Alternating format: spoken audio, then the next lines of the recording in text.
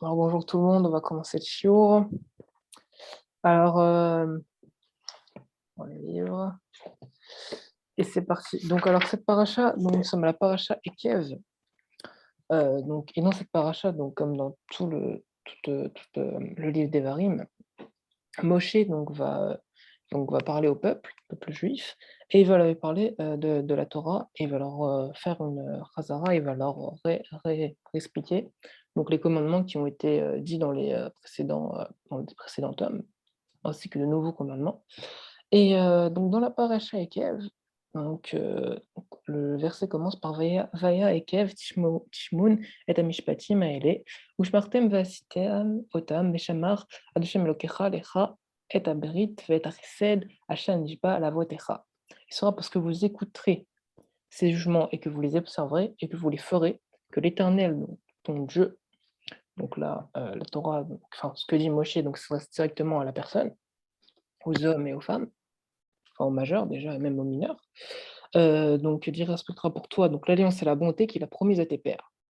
Donc et le terme Ekev, donc c'est, ce sera parce que, mais Ekev c'est aussi lié au talon. C'est-à-dire que, comme on dit Yaakov qui a perdu, qui a été blessé donc, à la jambe, au nerf sciatique, mais à côté du talon et Ekev, c'est le talon pourquoi? Parce que même si des fois, il arrive qu'on soit attiré par un certain commandement, une certaine mitzvah, par exemple, je sais pas moi, ça peut être, Avat Israël, aimer son prochain, on trouve que c'est super, donc c'est un commandement qui est génial dans la Torah et après il y a des commandements qui vont être, moins on va dire, qui vont moins nous attirer. Je sais pas, par exemple, mettre tes téfilines, on trouve que c'est plus bizarre pour un garçon ou, embrasser la mezouza, je sais pas, voilà. Et donc c'est pour nous dire qu'Ekev, comme le talon, donc il n'y a pas une mitzvah qui est plus petite que l'autre. Toutes les mitzvot sont égales et donc un juif, une juive, va donc faire toutes les mitzvot donc avec amour. Et en effet, donc elles sont toutes égales, même si certaines, infligent des sentences qui sont, on va dire, peut-être plus graves, mais malgré ça, elles sont toutes dans la Torah, donc il faut toutes les faire, comme les mitzvot des sages. Donc Moshe donc commence par ça, par ceci dans la Torah, non, dans cette paracha, excusez-moi, pour pour inciter le peuple hébreu, donc à ensuite conquérir, la terre d'Israël. Donc en effet, donc dans les versets qui suivent, Moshe donc ou l'Éternel qui parle à travers Moshe, va leur dire qu'il aime son peuple, qu'il les bénit, qu'il les multiplie et qu'il bénit le fruit de leur ventre, de la terre, du blé, du vin, de ton huile et de la portée de ton bétail. Donc il leur fait une grande bénédiction donc pour pouvoir conquérir la terre d'Israël.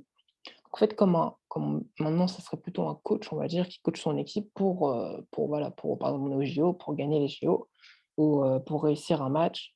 Donc là, Hachem, donc à travers Moshe, on va dire, donne du courage donc au peuple hébreu, aux jeunes, puisque les 40 ans dans le désert sont passés et la plupart des fauteurs, donc des 40 ans de désert sont morts, donc de l'ancienne génération. Il leur donner du courage pour, aller, conquérir la terre d'Israël. Donc en effet, puisque dans le Midbar, dans le désert, nous étions complètement protégés, donc par Dieu. Dans la paracha, on parlait de la manne. Donc en effet, puisque la manne, provenait tous les matins du ciel, sauf le Shabbat, elle venait, donc devant les maisons des béné Israël. Donc elle venait donc devant la maison du béné Israël qui était, plutôt un tzaddik, qui s'était bien comporté. Elle était un peu plus loin pour quelqu'un qui était, on va dire normal et elle était encore plus loin pour, on va dire, un rachat. Donc ça permettait aussi de faire pénitence et donc il y avait la manne, il y avait aussi les nuées, donc qui protégeaient donc du mauvais temps, du soleil surtout, donc qui protégeaient aussi le bétail, des scorpions, des serpents et cetera. Donc il y avait tout donc c'était malgré le fait qu'ils soient restés vraiment 40 ans dans le désert, c'était vraiment une époque qui était, très spéciale quoi, parce qu'ils étaient vraiment accompagnés par leur père. On peut même dire que lorsque le peuple juif donc on dit en général qu'il est parti d'Égypte, c'est un peuple qui s'est créé.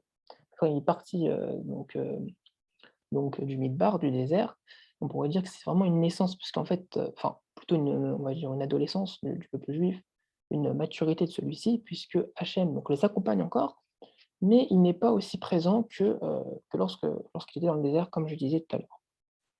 Et donc Moshe donc dit au peuple juif donc d'aller conquérir la terre d'Israël et de ne pas avoir peur, donc comme avaient peur les 12 espions, les espions donc envoyés par Moshe, donc 40 ans auparavant, de ne pas avoir peur, donc des peuples et qu'ils vont pouvoir et le peuple, hébreu, donc a assez de mérite pour conquérir la terre d'Israël. Et comment est-ce qu'ils pourront conquérir la terre d'Israël? Ce n'est pas seulement par leur force, mais grâce à Hachem. En fait, toute l'idée de la paracha, c'est donc que qu'il faut passer, donc il faut avoir une maturité pour faire l'action, donc pour aller conquérir la terre d'Israël, mais aussi il faut faire confiance en Hachem. En faisant confiance à Hachem, c'est grâce à ce mérite, en fait, qu'ils vont pouvoir donc conquérir la terre d'Israël et ce n'est pas par la force de leurs bras ou par leur intelligence, leur ruse, leur tactique et cetera qui vont donc réussir à faire cette conquête.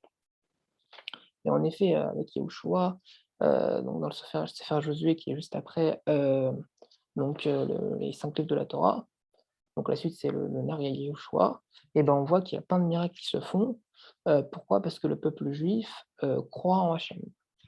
Et grâce à ça, il y a de grands miracles, il y a très peu de morts, il y a de grandes batailles qui se passent et le peuple juif réussit, toutes ses entreprises.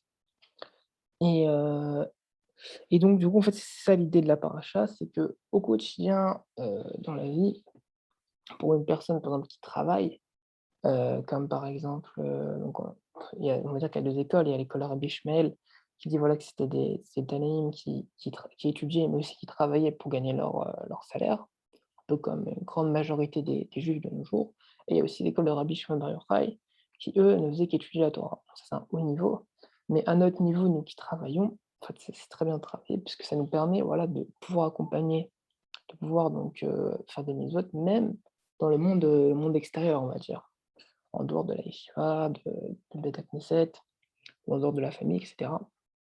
Et il ne faut pas oublier qu'Hachem est avec nous, et même si nous avons des réussites, ou au contraire si on a des échecs, tout cela est dû à Hachem, tout simplement. Donc je pense que c'est vraiment le message de la paracha, en tout cas sur les premiers versets et sur les premières montées. Donc voilà, donc le peuple juif fait partie du Midbar, où ils étaient complètement protégés, et ensuite ils vont faire leurs preuves donc en allant en Israël. Et en ayant confiance en Dieu, ils réussissent leur entreprise et ils réussissent à conquérir Israël. Donc voilà, donc merci beaucoup, d'être venu pour avoir écouté le cours et suivez-nous sur, tous les réseaux. Shabbat shalom.